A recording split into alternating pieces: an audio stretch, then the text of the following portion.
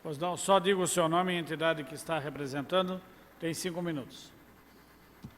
Boa noite a todos. Meu nome é Ana Rita Hermes, represento a Frada. Boa noite, senhor presidente, vereador Leo Wilson, o vereador Bento e a todos os que estão aqui com as nossas bandeirinhas.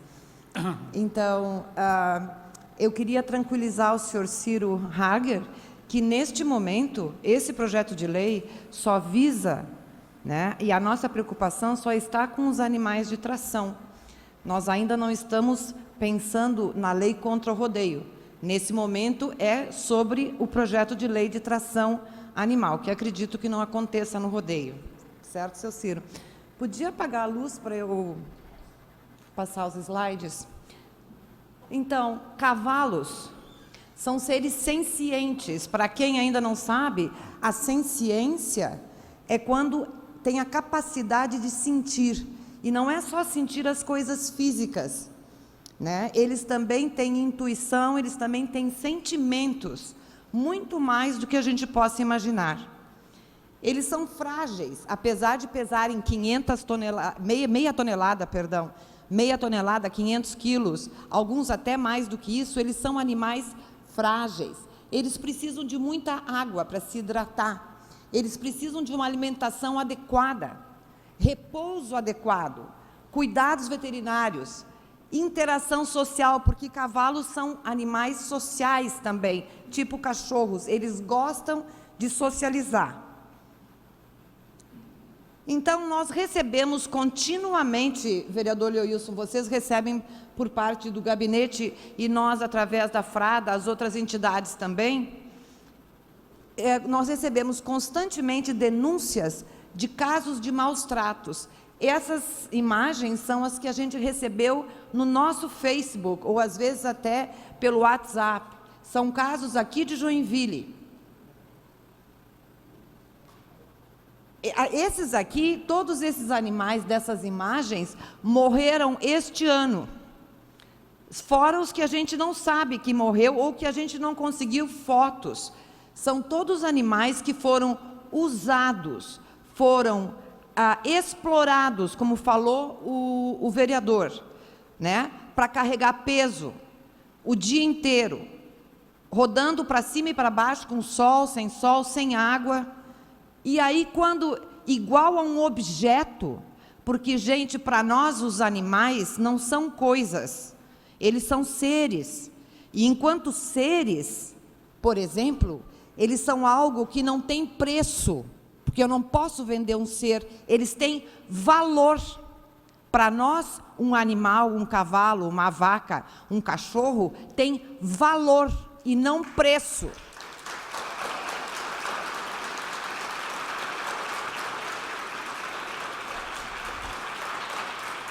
Obrigada. E o que acontece com esses cavalos aqui, porque não se enganem, esses cavalos não nasceram potrinhos bonitinhos na casa dos carroceiros.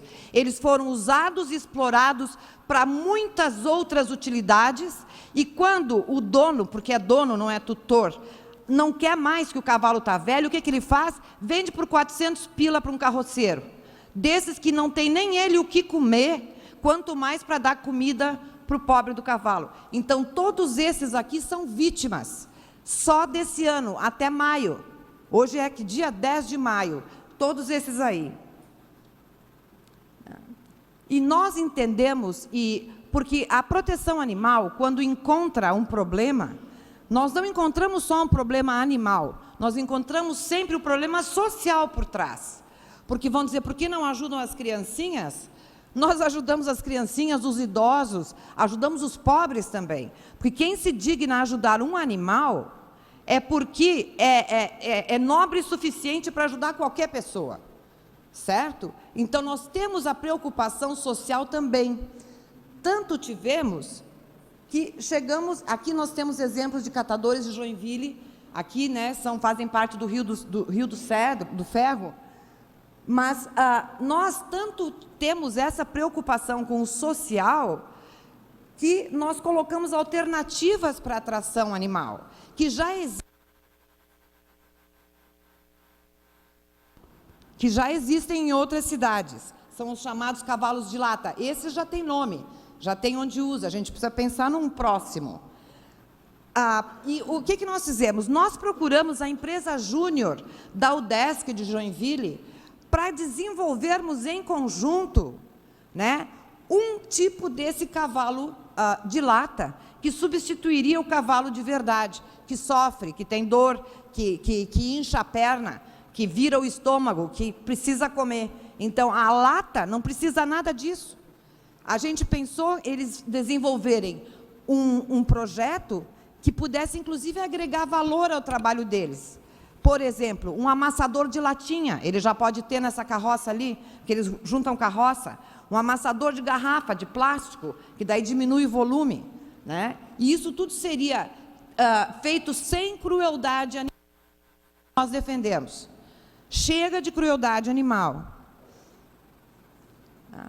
O prazo para adequação, que foi acordado, e eu acho que ele está certo, são de 2 anos. Né? E o vereador Leowilson não mencionou o projeto 296, que é o Fundo Municipal de Amparo aos Carroceiros, é a busca de dinheiro, de fontes, onde existem já esse dinheiro, para que se possa fazer um treinamento, uma capacitação para esses carroceiros, para que eles possam ganhar a vida fazendo alguma outra coisa, né? Além do que o que eles já fazem hoje. Né? Eles poderiam ter uma capacitação em outras áreas, né? E isso facilitaria a fiscalização. Porque quando a senhora advogada falou antes aqui sobre a questão de estabelecer qual é o máximo, qual é o mínimo, isso está muito certo, e não pode, e pronto, porque o fiscal não vai ter capacidade de calcular se o cavalo está carregando 500 quilos, 200 quilos ou 100 quilos. Né? Então, a gente precisa de coisa que seja de fácil fiscalização. Né? Os cavalos, então, entregues, porque se houver a infração, então, como é lei, o cavalo terá que ser tirado desse catador, e aí eles serão entregues, então, para o CEBEA, que através dos seus veterinários vão analisar. As entidades de proteção, as ONGs, podem até criar exemplo do que já acontece em Florianópolis com os cavalos que se aposentam na Polícia Militar. A gente pode criar um cadastro de pessoas interessadas em adotarem esses cavalos, e assim que eles estiverem aptos, eles poderão ser adotados. Né? De parceria das ONGs com o poder público, de buscar como adaptar, né, a retirada do cavalo do ambiente que não é propício para um que seja propício. E, com isso, nós esperamos devolver a dignidade que os cavalos tanto merecem, porque os cavalos, eles são escravos do homem desde sempre, desde que o homem começou a tirá-los do habitat natural deles. Então, eles são nossos escravos, porque se usa para tudo. Né? Então, nós precisamos devolver essa dignidade. Os animais nasceram e existem por um princípio para eles mesmos, e não para nos servir, e não para que a gente se entretenha com eles. Eles existem porque eles existem, e pronto. Nós temos que respeitar isso. Né? Isso é um ponto muito importante.